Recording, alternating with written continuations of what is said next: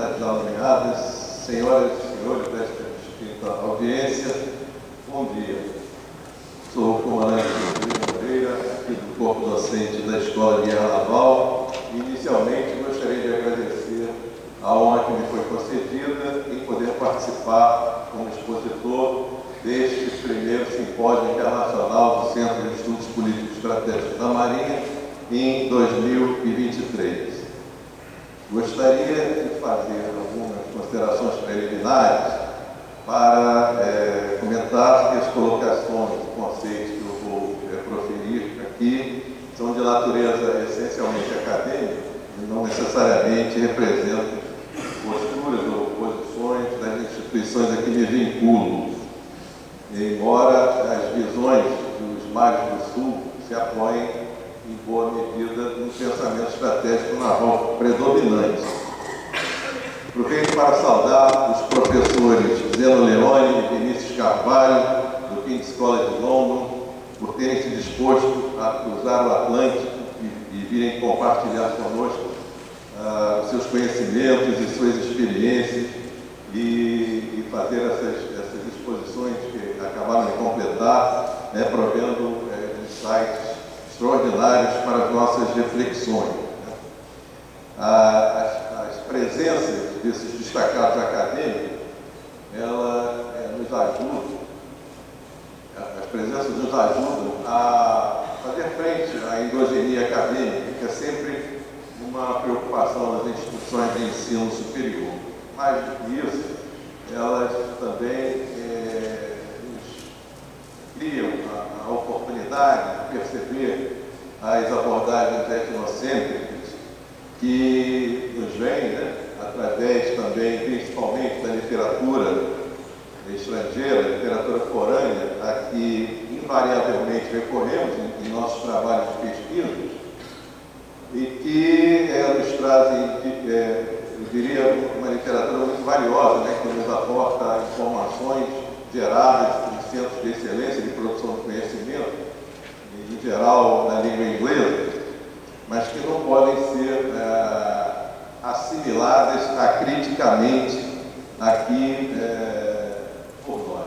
É um desafio, acho que dos estrategistas, principalmente em países emergentes, lidarem com essa questão do etnocentrismo. Vale lembrar que o ensinamento do professor Ken Buss, em uma obra de referência, 1979, chamado Estratégia e Etnocentrismo, já nos alertava, principalmente os estudantes de estratégia e militares, da importância de compreender os equívocos que podem ser gerados justamente pelo etnocentrismo, aquela postura em que a pessoa se coloca como referência à própria cultura e, não raro, interpreta mal ou equivocadamente posturas de outras regiões, em outros contextos geográficos. Portanto, eu não poderia aqui deixar de registrar o valor da presença dos professores aqui conosco. Ouvimos as suas colocações, suas reflexões sobre o contexto internacional, muito valiosas e importantes para as nossas reflexões. E a partir de agora, nós vamos tratar um pouco do nosso caso específico aqui, mais próximo, eu estou falando aqui de Mares do Sul, na verdade, como pessoas que vivem aqui no nosso contexto, América do Sul, particularmente o Brasil, tendo o entorno estratégico que temos, tende a olhar o entorno, a dimensão estratégica e a inserção que o país tem no sistema internacional. E eu pretendo começar com a questão do conceito, da perspectiva dos conceitos, porque esse simpósio tem uma temática bastante complexa. Para lidar com problemas complexos, nós necessitamos de bons construtos e bons conceitos. E eu começaria, então, pelo ambiente marítimo, que já eu vou mostrar. Mas também depois vamos falar um pouco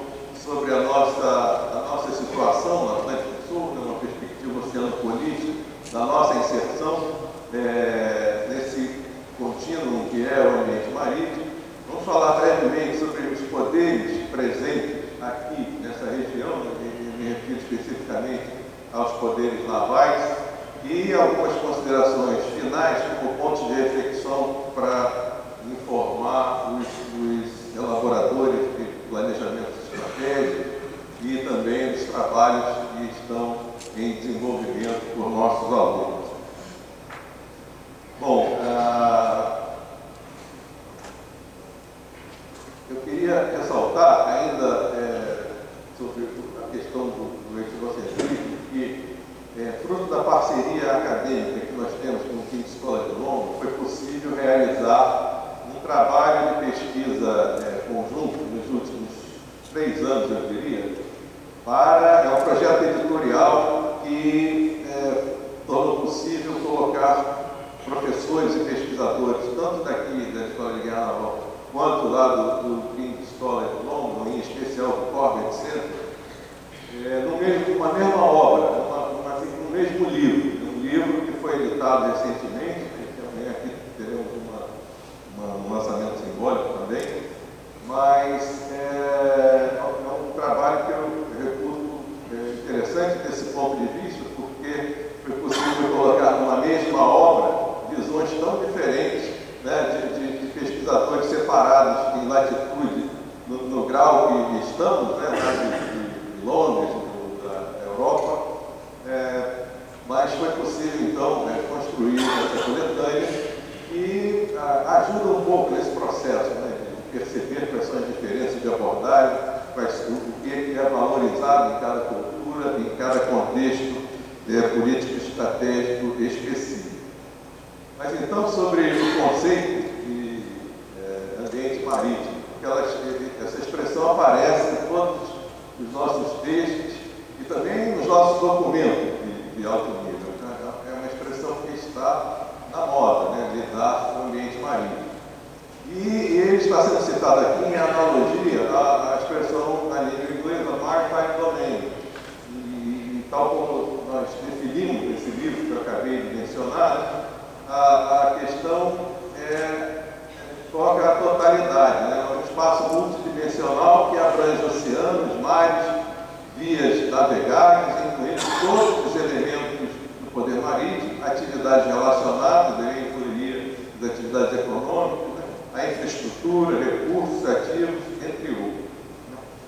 Em termos práticos, ele é um contínuo, né, que interliga e conecta os países, culturas, política, economia, comércio, meio ambiente, conhecimento, vida, ciência e, sobretudo, poder. Né?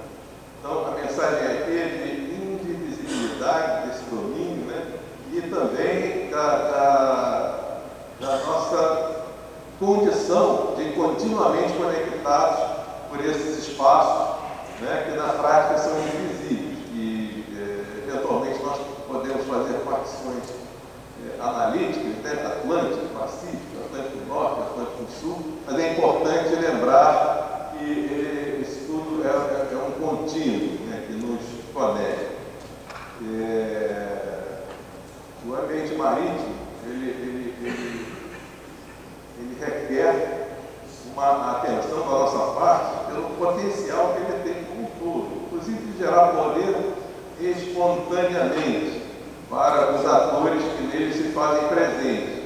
Vale lembrar que o ambiente marítimo provê parcela substancial do oxigênio que respiramos, dos alimentos que consumimos, da energia que utilizamos, sendo um regulador do clima e também uma reserva estratégica para as futuras gerações. E não é à toa que a ONU, consciente do crescimento, né, da conscientização da comunidade internacional com relação à importância dos oceanos, principalmente no que tange a sua saúde, né, ela formulou esse chamado, que é a questão da década dos oceanos, né, da ciência dos oceanos para o desenvolvimento sustentável, e um apelo aos países para participar de esforços que deem origem a soluções inovadoras para os problemas que são afetos aos espaços marítimos e ao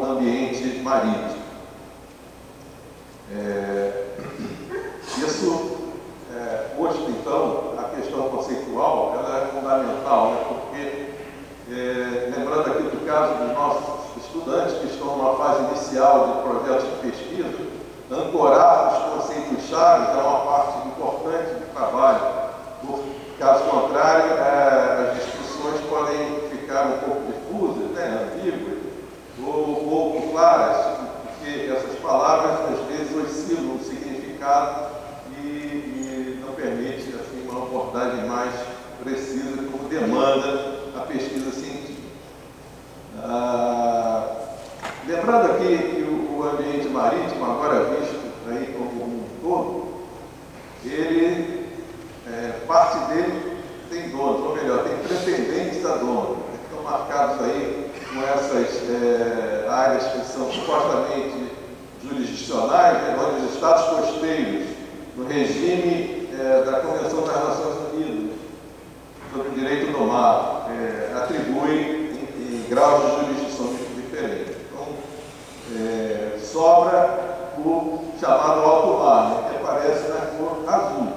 Mas esse também, pela importância mencionada anteriormente, da preservação da saúde e também da sustentabilidade da exploração desses global commons, né, é importante lembrar que tem avançado o esforço da comunidade internacional na regulação desses espaços. Né?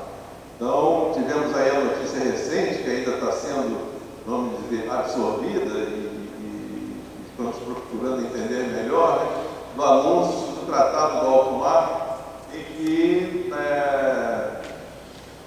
vamos dizer, antecipa um novo olhar para essa parte de azul antes vista como uma espécie de terra de ninguém, entre aspas, né, porque havia muito pouca regulação relativa a isso. Então, aí é uma perspectiva já de aumento da proteção, que hoje se limita a 1% desse espaço, para um limite de 30%. Isso terá certamente implicações aí de diferentes ordens para os estados costeiros e, muito possivelmente, também para as marinhas. Né?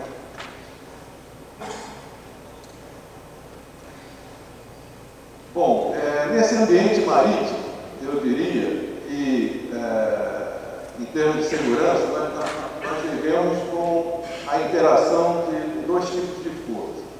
Uma que eu chamo de forças agregadoras, na verdade são forças ou posturas ou ações que nós percebemos aí no sistema internacional que tendem a unir, agregar esse sistema.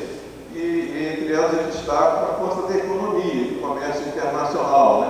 Das comunicações, não só proporcionadas pelas linhas de transporte, mas também pela imensa infraestrutura de comunicações por cabos submarinos, né? Também as instituições de fóruns voltados para a paz e fóruns multilaterais, são todas forças que agem no sentido de agregar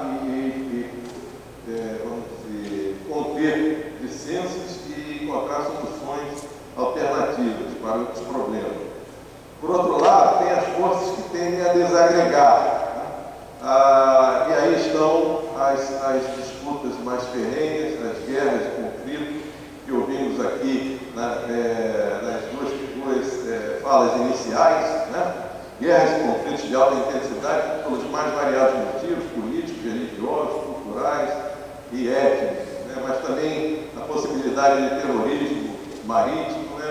Dos ilícitos transnacionais. A lista extensa que nós vamos ouvindo aí repetidamente em quase todas as apresentações que são relativas ao ambiente marinho. Eu destaco algumas relativas à degradação ambiental. São ilícitos que terminam por afetar negativamente a agenda ambiental. E como ela ganhou muita importância ultimamente, né, eu diria que ela alçou uma dimensão estratégica que não permite mais ser ignorada de nenhuma forma. Então, essas questões de poluição criminosa, como ocorreu aqui no Brasil, com o derramamento de óleo, que afetou severamente o nosso meio ambiente, no litoral nordeste principalmente, mas não somente isso, a questão da da pesca, da sobrepesca, da pesca irregular, que se resume aí nessa sigla, né? Pesca irregular, não reportada, não registrada. Quem assistiu o seminário das OPACs no passado, ouviu o representante da Argentina uma importante apresentação mostrando a questão dos barcos de pesca estrangeiros chegando próximo ao litoral argentino, né, em quantidades enormes de exploração assim, desse tipo aí que aparece na foto. E aqui, no nosso caso, algumas dessas ameaças nós podemos considerar latentes e outras que são manifestas. Isso nos coloca um certo dilema no nosso planejamento estratégico e na transformação desse pensamento estratégico em meios, né, em configuração, em fleet design, porque para a sociedade brasileira, às vezes, essas ameaças latentes não são tão visíveis, né? E isso nos coloca diante de requisitos importantes, né? Comunicação estratégica, porque, claro está, muito baseado, inclusive, nas apresentações que me antecederam, e hoje ainda não é possível descartar essa possibilidade, mesmo aqui na região do Atlântico Sul, da América do Sul, né? Então, um outro desafio colocado para os planejadores, justamente, é lidar com as demandas materiais que são voltadas para essas questões que aparecem em azul aí nesse slide, e que, portanto, são mais demandantes, então, em termos de capacidade de convencimento da sociedade, das instâncias de aprovação desses projetos estratégicos, e por outro lado, essas das ameaças manifestas que são mais sensíveis, ou melhor, são mais sensíveis, mais visíveis e, portanto, tendem a ter um apoio, além do que as bases materiais necessárias a fazer frente a essas ameaças são normalmente menos custosas, né? E os projetos um pouco menos também demandantes de tempo e capital, né? O contente saber que o Estado-Maior da Armada, em sua subchefias de estratégia, seu órgão recentemente criado para tratar das questões doutrinárias e conceituais, está atento a esse problema e realmente é um desafio que precisa encontrar trato apropriado no plano dos conceitos, da importância dos conceitos. Bom, então, como mensagem aqui relativo ao ambiente marítimo, eu destaco que ele é uma fonte de poder e, ao mesmo tempo, espaço de competição. A história aí está a respaldar esse entendimento, né? Ele conta com a crescente conscientização da comunidade internacional e suas instâncias de representação de decisão quanto à importância da preservação da agenda ambiental e da sustentabilidade. Temos aí os novos conceitos até da atividade econômica, economia azul, né? Tem mais uma expressão que tenta simbolizar esse entendimento, não só mais a atividade econômica, mas a atividade econômica que seja sustentável, ou seja, o uso inteligente das atividades econômicas no ambiente marítimo para o desenvolvimento, mas também para a preservação, pensando na agenda ambiental e, sobretudo, na preservação para as gerações futuras. Esse discurso ele é predominante em toda a comunidade internacional, não há como fugir disso. E isso precisa ser considerado em todas as fases do nosso planejamento estratégico. Esse ambiente também demanda governança, né? Governança por meio de instituições e normas, tanto em plano local, regional e global. A própria Convenção das Nações Unidas sobre o Direito do Mar e mais um amplo leque de normas internacionais provém, digamos, base jurídica para essa dessa governança. E eu comentava o avanço da regulação, né? Regulação com essa questão aí do alto mar. Há uma série de tratados, que às vezes são pouco conhecidos, mas tem um para a proteção do patrimônio cultural subaquático, tem, enfim, estou citando aqui alguns exemplos, mas são coisas que estão merecendo nossa atenção, não só os processos decisórios que levam à ratificação desses instrumentos de regulação, mas também do ponto de vista das nossas preocupações com as responsabilidades da Marinha do Brasil e também da autoridade marítima, né, no nosso caso. Fica aí a demanda, né, natural de algo dessa magnitude por capacidade de gerar informação de qualidade sobre esse ambiente marinho, né, e de formar consciência situacional marítima, que requer, por sua vez, todo aquele instrumental que, vamos dizer, um projeto estratégico como o Sistema de Vigilância da Amazônia Azul provê, né? Mas não somente isso, requer também trato organizacional na estrutura da Marinha, com os movimentos recentes, e também conscientização de todos na sociedade. No fim, por evidente, né, se estamos falando de regulação, estamos falando também da necessidade de poder de implementação, de atuação em força, quando necessário, para a implementação de todas essas normas do ambiente marítimo, né, que tendem a preservar a chamada boa ordem no mar e a segurança marítima, dois objetivos constantes nossos. Né? Bom, uma outra questão que merece a nossa atenção, muito pelo que já foi falado anteriormente, é o acompanhamento dessas grandes crises globais e como elas impactam o ambiente marítimo, esse todo do qual nós estamos falando aqui desde o início.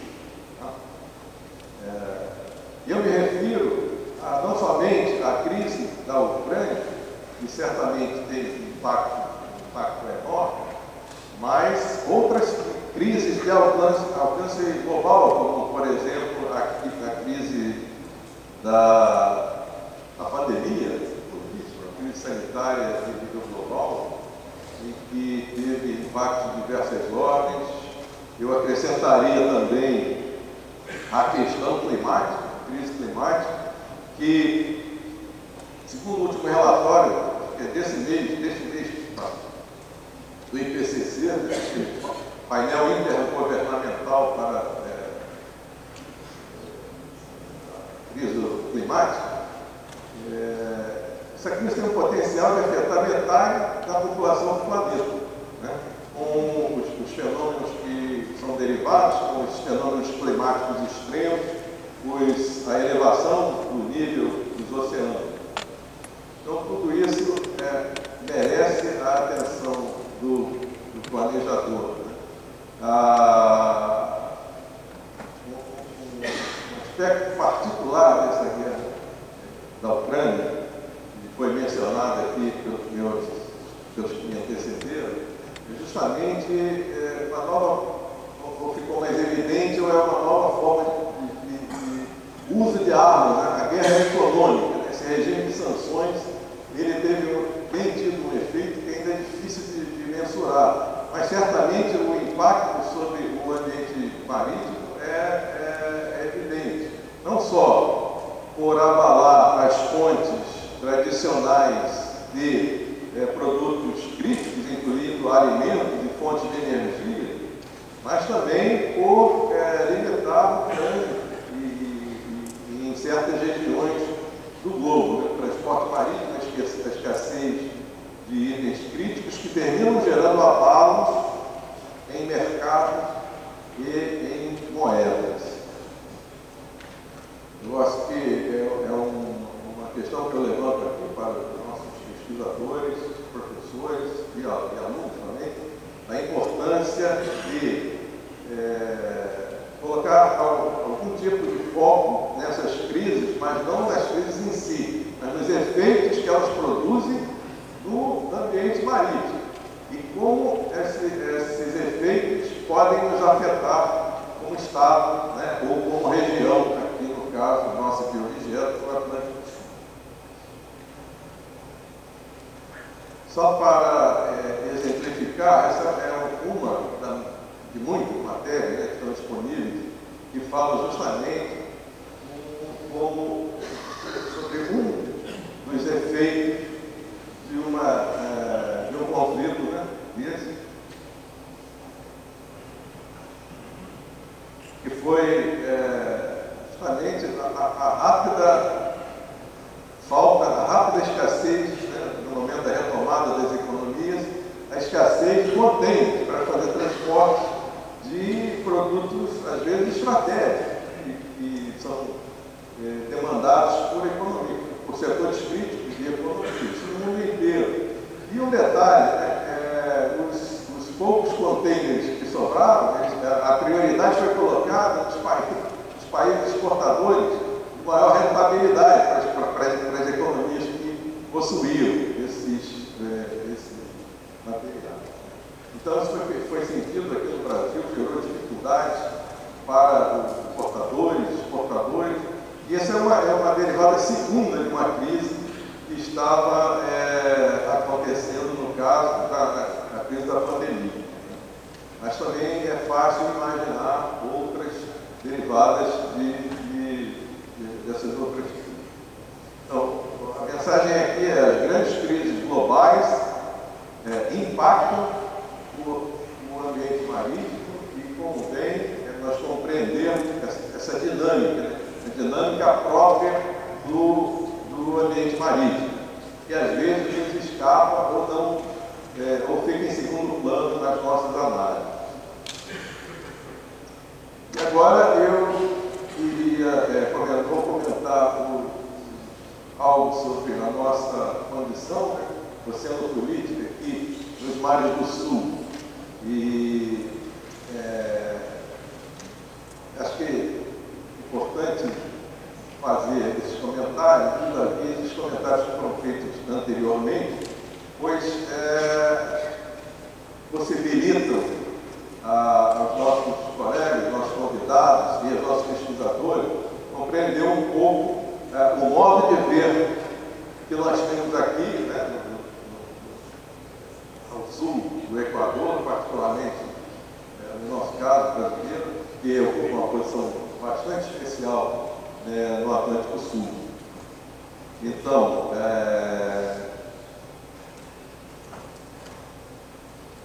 volta e meia nós vemos aí alguns think tanks, algumas instituições criadas no âmbito dos países atlânticos para tentar lidar globalmente, né, com a chamada Bacia do Atlântico. Nós temos, sem deixar de reconhecer o mérito das tentativas de formar uma identidade atlântica, é bom lembrar que essa é uma questão realmente bastante desafiadora, porque é difícil imaginar algo assim que possa dar uma identidade com facilidade, e isso é um ponto apenas de reflexão pessoal, mas fica aberto aí às discussões, mas é muito mais fácil e factível trabalhar numa região que é mais próxima e mais acessível e a nossa inserção, digamos. Por isso que a gente fala em Atlântico Sul, também chamamos de Atlântico Sul, né? Atlântico Sul, um sul oceano político, uma expressão que admite algumas relaxações em relação aos rigores geográficos e podendo, portanto, se estender um pouco acima do Equador, como aparece aí nesse pontilhado. Os documentos de defesa brasileiros chamam isso de entorno estratégico, tá? Ou seja, é uma área que particularmente é entendida como de importância primária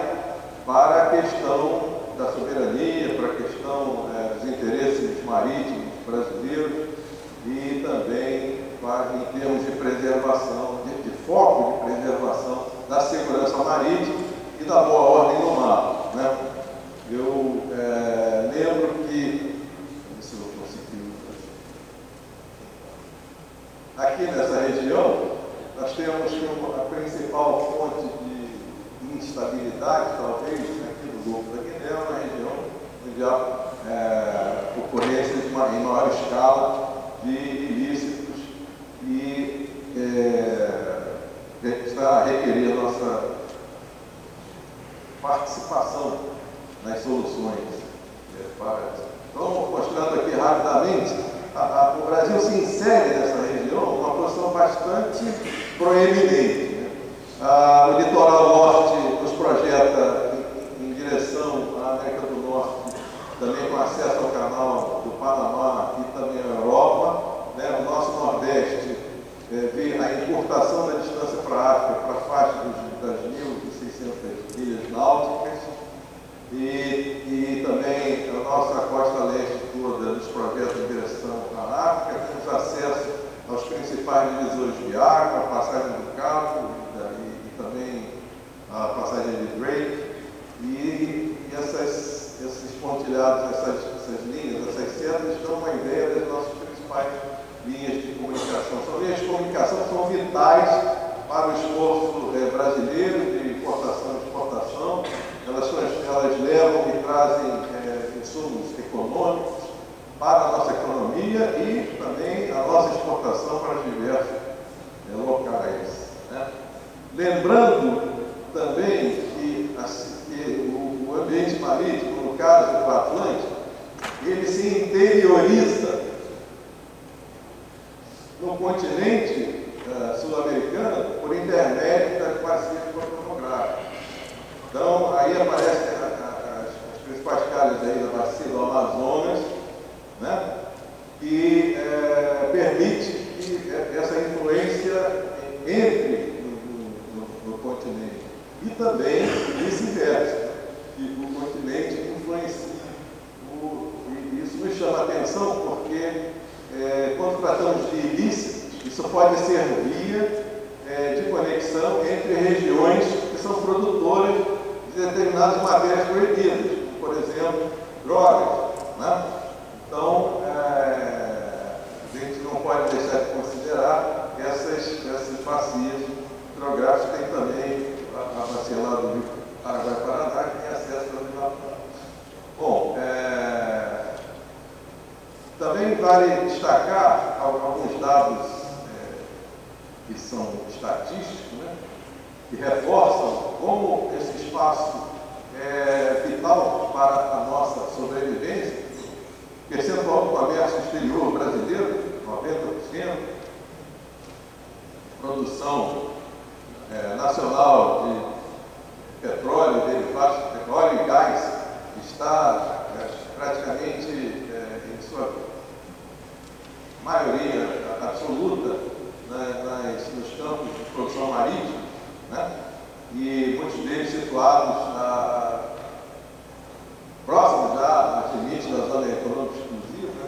A infraestrutura de produção de óleo e gás no Brasil, no mar, é absolutamente extraordinária.